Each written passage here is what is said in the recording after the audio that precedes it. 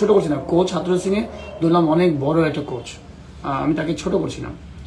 হাতুরু সিং এর তো অফার কোথায় ছিল আপনি বলেন, ওয়ার্ল্ড কাপের আগেও থেকে বলি, আর দামি ক্রিকেট বোর্ড কোথায় আছে যে কিনা এত টাকা পাবে। তো এই যে টাকারও যে একটা অঙ্ক, এত পরিমাণ অঙ্ক দিয়ে নিয়ে আসা হয়েছে, রেজাল্ট কেন খারাপ হলো, কেন কোথায় দেওয়া হলো, তাকে কি টাকা এত বেশি দেওয়া হয়েছে কেন, তো কারা কারা এটার সাথে ইনভলভ ছিলেন এই হাতুরু সিংকে নিয়ে।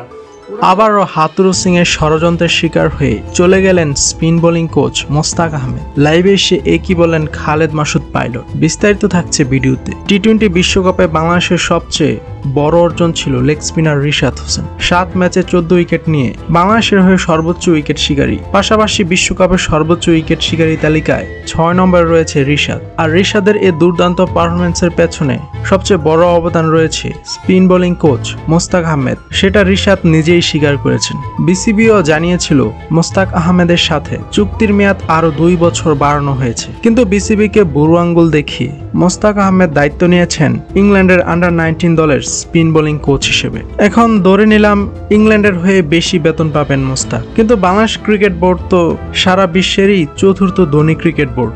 এক হাতুরু সিং এর পেছনে যদি 45 লক্ষ টাকা খরচ করতে পারে বিসিবি, তাহলে তো মোস্তাক আহমেদকেও বেশি বেতন দিয়ে রাখতে অসুবিধা হওয়ার কথা না। কিন্তু এখানেই চাল চেলেছেন হাতুরু সিং, কারণ হাতুরু সিং ভালো করেই জানে বাংলাদেশ যদি এখন কোনো ভালো মানের কোচ পায় তাহলে হাতুরু সিংকে বিদায় করে দিবে বিসিবি। এখন spin bowling coach Mushtaq Ahmed spin bowling coach হয়েও বোলারদের পাশাপাশি ব্যাটসম্যানদের নিয়েও কাজ করেছেন, যদিও সেটা তার দায়িত্ব না। তারপরও সে তার নিজ ইচ্ছাই তিনি ব্যাটসম্যানদের সাথে কাজ করেছেন। যাই হোক, যেমন এনাল ডোনাল্ড হাতুরু সিং এর কাছে অপমানিত হয়ে বিদায় নিয়েছেন, ঠিক তেমনি ভাবে মোস্তাক আহমেদও হাতুরু সিং এর কাছে অপমানিত হয়ে বাংলাদেশ থেকে চলে গেলেন।